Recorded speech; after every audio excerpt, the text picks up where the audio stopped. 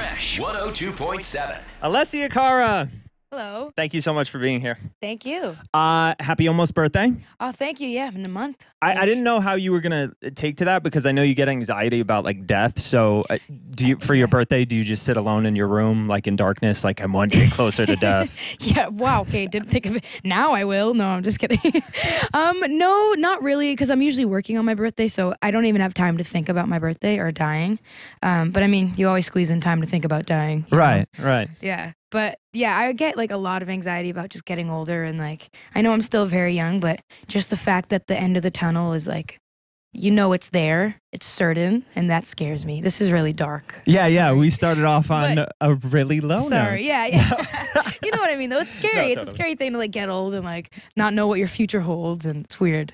But So you're not going to be doing anything this year for your birthday? no, I think I'm working actually. Can you remember the last time you did a celebration or anything? When I was 19, on my 19th birthday, I had like a mini surprise party. They told me I had a studio session, like a last minute studio session, and I was like, what? Like I didn't. What? So and they're like, yeah, just write something. So I was like, I remember being upset, like I just have to write a song and go to a session I didn't even ask to go into, and then I got there and it was my birthday party. It was very cool. It was really sweet. It was That is nice. cute. Yeah. The song "Growing Pains," it is so good. You sound Thank you. wonderful. Thank you. The lyrics are flawless. Oh, thanks. Speaking of the lyrics, your brother did the video, huh? Yeah, the lyric video. Yeah, he shot it. Was that something like he was begging you to do it, or you asked him to do it? No, I asked him. He's going into film school. Mhm. So like that's his dream is to like do stuff like that, and he's really good at it. So, and I needed to film a lyric video.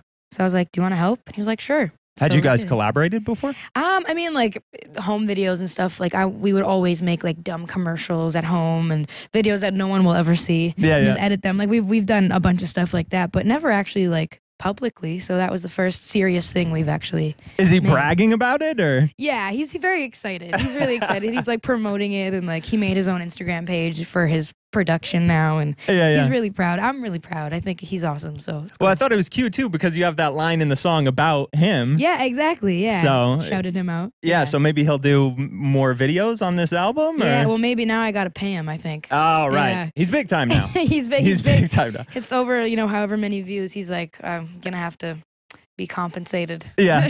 Yeah. Have you played the album for him yet? Yeah, he's heard it. He's heard it. And the whole family has. Yeah, my parents and my brother, yeah.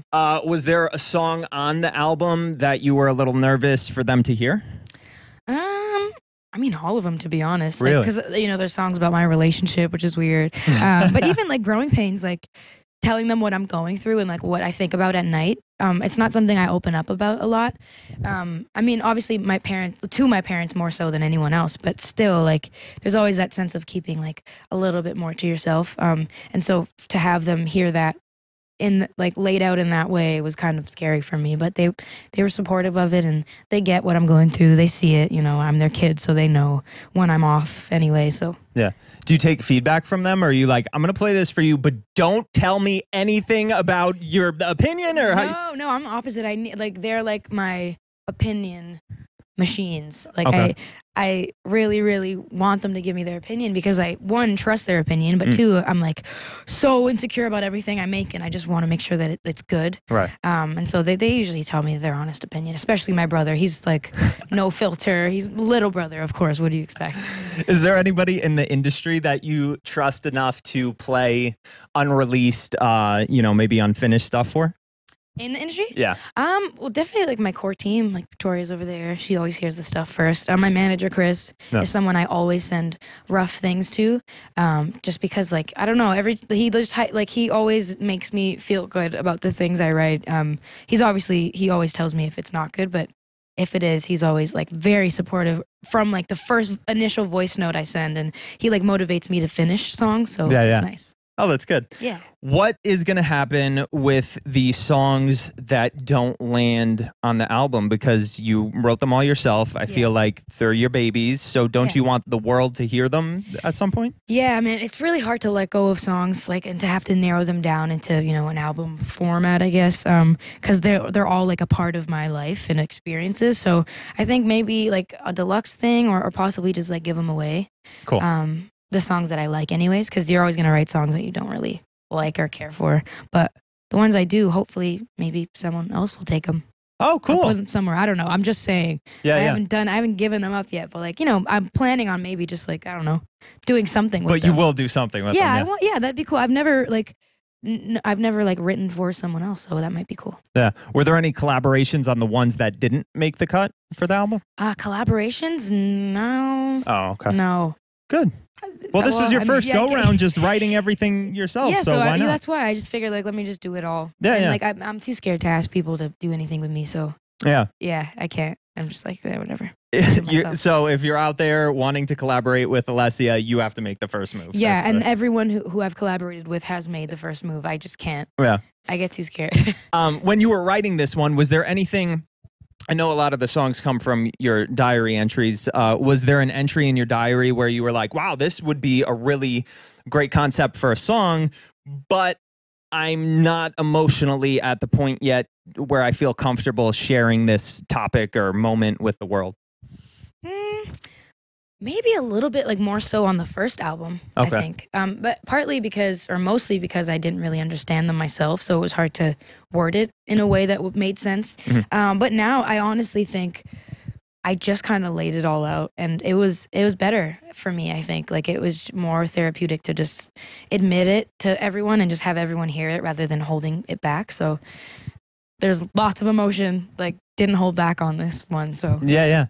Did you go back and listen to Know It All when you were writing the sophomore album, or can you like not even listen to it anymore? No, I can't. If I listen to it, I'm gonna find a million things wrong with it, and I will hate it. So I just like try to let the past be the past. Obviously, I perform the songs still, right? But and in your head, you're just like, I hate this. Yeah, yeah. Some things are like, oh, I wish I did that differently, or like, you're like, I was like 17 or 16 years old, so like, a lot of the things and a lot of the people I'm singing about like aren't in my life anymore, and a lot of those feelings I don't feel anymore. But obviously, like songs like Scars and things like that, I'm always gonna feel them. So those are the beautiful ones that I think will remain in my life forever. But so is there just one thing, like you as an artist now, if you could go back, change one thing on the album, what would it be that bugs the hell out of you, the first album?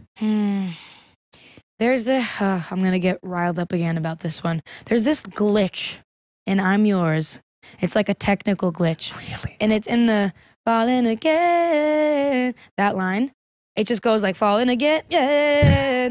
and I when we were mixing it, I was like, we gotta fix this. And they're like, can't fix it. And I was like, what do you mean you can't fix it? They're like, we can't fix it. And the album was like about to come out the day after. And I was like, guys, we have to fix it. And they're like, don't worry, one day you're just gonna laugh about this. And I'm still not laughing. And it's been 3 years. I'm so upset about it. It could have been like, why did it have to happen? It's like a technical glitch that happens, and it bothers the hell out of me.